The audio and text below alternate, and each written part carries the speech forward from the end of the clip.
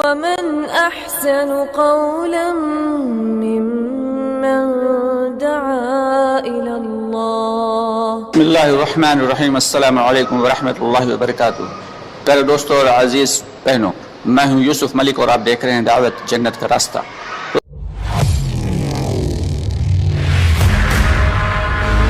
دیکھا ادھر ادھر تو اس کو آزما لیا کہ نہیں بیٹے قربان کرو، بڑھاپے میں بیٹا پیدا ہوا، اللہ نے ٹیسٹنگ کر لیا. تو محبت صرف اللہ سے کی جائے بھیا، جس سے اللہ کہے اس سے کی جائے.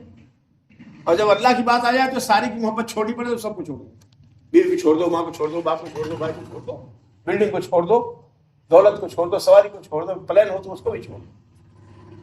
جب اللہ کے مقابلے میں آ جائے تو سارے کے لوگوں کو چھوڑ دو. یہ ہے بھائی اصل چیز. یہ ذکر کیا ہے؟ ذکر مانے اللہ کا دھیان. تو ہمیشہ اللہ کا دھیان رہے. یہ ذکر سے یہ 3 تسبیح جو بتائی جاتی ہے اسی لیے بتائی جاتی ہے، اور قرآن کی تلاوت ہے اور موقع محل کی دعائیں، یہ انشاءاللہ اس پہ قائم رہنا. یہ سب ایمان کی حفاظت کے لیے ہے جتنے اعمال، تاکہ ایمان ہمارا لا الہ الا اللہ رسول اللہ پر ایمان باقی رہے. اور چوتھی چیز ہے آپس کے ایک دوسرے کے حقوق. اگر ایک دوسرے کے حقوق ادا کریں گے تو ہم میں محبت قائم رہے گی. اور چالاکی کریں گے تو اللہ سے تو چالاکی کوئی نہیں کر پائے گا نا بھائی. اللہ کے بندوں سے چالاکی کر لے ٹیمپریری، وہ بھی زیادہ دن قائم. جیسے بھید کھلا کہ ارے یہ تو دوستی کر کے اس نے مجھ سے یہ کر لیا، تو پھر چالاکی دشمنی بدل جاتی کہ نہیں بدل جاتی؟ کیوں کہ اللہ سے نہیں چھپا پائیں گے. تو اللہ کے حقوق جو ہے سب سے بڑا حق کیا ہے؟ اللہ کے ساتھ کسی کو شریک نہ کیا جائے. ایک نمبر پہ اللہ. جو اللہ کی ذات میں کسی کو شریک نہیں کرے گا اللہ اس کو عذاب نہیں دے گا انشاءاللہ. اور دوسرا حق اپنے گھر میں، دوسرا حق حضور صلی اللہ علیہ وسلم کا ہے، ان کے ذریعے ہمیں ایمان ملا. اب گھر میں اپنے ماں کا حق سب سے زیادہ ہے اور باپ کا. گھر کے اندر ماں کا اور گھر کے باہر باپ کا. جس کے ماں باپ جس سے ناراض ہے اس کا اللہ اس سے ناراض ہے. صاف صاف بات جانیں. اور ماں باپ کو اگر ہم ناراض کریں گے تو یہ قرض ہے. یہ اگر باپ کو ناراض کیا ہم نے تو نقد اسی دنیا میں اس کے بچے اس کی نافرمانی کریں گے، اس کو وہی تکلیف دیں گے. جیسے باپ کو آپ نے تکلیف دیا، اللہ نہ کرے وہی کرے، ویسے ہی اس کے بچے اس کی تکلیف دیتے ہیں. اور بنا وہ تکلیف، جب تک وہ بچے تکلیف نہیں دے لیتے تب تک مرتا نہیں ہے بڈھا. جس نے اپنے بوڑھے باپ کو ستایا، بوڑھی ماں کو ستایا، تو اس کے بیٹے جب تک وہ تکلیف نہیں دیں گے تب تک یہ مرے گا نہیں. یہ نقد ہے، اس کو جان لے کی طرح. جس کے ماں باپ ناراض ہیں اس کا اللہ اس سے ناراض ہے. تو اس کا دھیان رکھیں ہمیشہ. ہاں، تو ماں باپ سے ان کو بتایا کہ اگر بات کر رہے ہیں تو اس سے اونچی آواز میں نہ بولیں. راستہ ساتھ میں چل رہے ہیں تو ان کے آگے نہ چلیں، ان کے برابر میں پیچھے چلیں.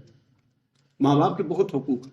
ان کے مرنے کے بعد بھی اگر کسی کو یہ ہوا کہ بتائے کسی عالم نے مرنے کے بعد، پتہ میرے سے ماں باپ کی بول چال نہیں، عالم نے کہا رے بھائی جو تم نے بڑا گڑبڑ کیا، کہا تو بھائی مر کے تو کچھ نہیں اب بھی کر سکتے ہیں. ماں باپ کے مرنے کے بعد ان کے لیے دعا کریں، استغفار کریں تو اللہ تعالیٰ فرما برداروں میں شمار کر لیں گے. تب بھی اللہ نے موقع دیا، نہیں تو پھر عذاب آئے گا. ہاں، تو ماں باپ کے بڑے حقوق ہیں میرے بھائی. اور اس کے بعد خالہ ہے، ماں کے بعد خالہ ہے یا والد کے دوست ہیں، ان کے ساتھ بھی اگر اچھا سلوک رکھیں گے ماں باپ کی موت کے بعد تو اس کو بھی اللہ کے یہاں بڑی مقبولیت ہے میرے بھائی. یہ ان کے حقوق ہیں ایک طرح سے. اب میرے بھائی پانچویں بات ہے اخلاص. اخلاص کے بغیر کوئی عمل قبول نہیں، چاہے ایمان ہی کیوں نہ. سب سے بڑی جو چیز ہے ایمان. ایمان کیا ہے بھائی؟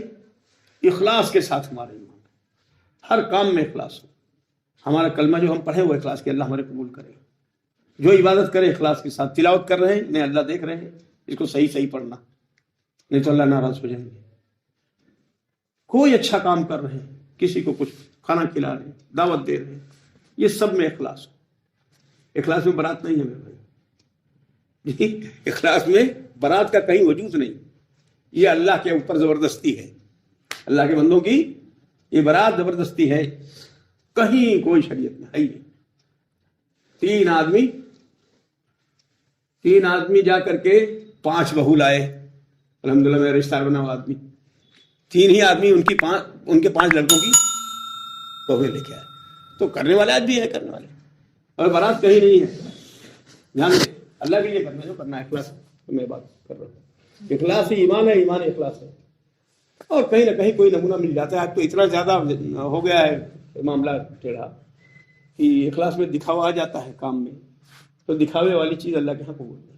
عمل کتنا ہی بڑا ہو، اللہ کے اگر اس نے ذرا بھی اللہ کے علاوہ کسی کو شریک کیا کہ وہ دیکھ لے ہماری تعریف کر دے، وہ سب کیا چاہے وہ ہاتھ پہاڑ کے برابر سونا۔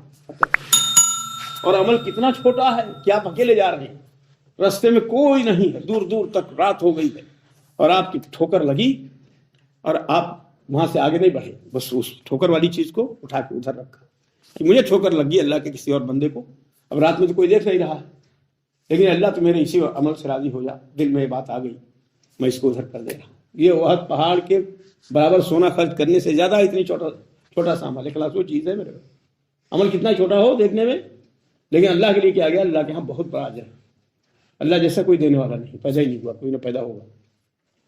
تو میرے بھائی یہ سارا کام سارے اعمال کا دار مدار اخلاص ہے، اور میرے بھائی ان سارے اعمال کی دعوت دینا یہ اصل جڑ ہے میرے بھائی، یہ دعوت سے وجود میں آتا ہے۔ ہم خوبی جو ہے دعوت دینے سے اپنے اندر باقی بھی رہتی ہے اور لوگوں میں پھیلتی ہے خوبیاں۔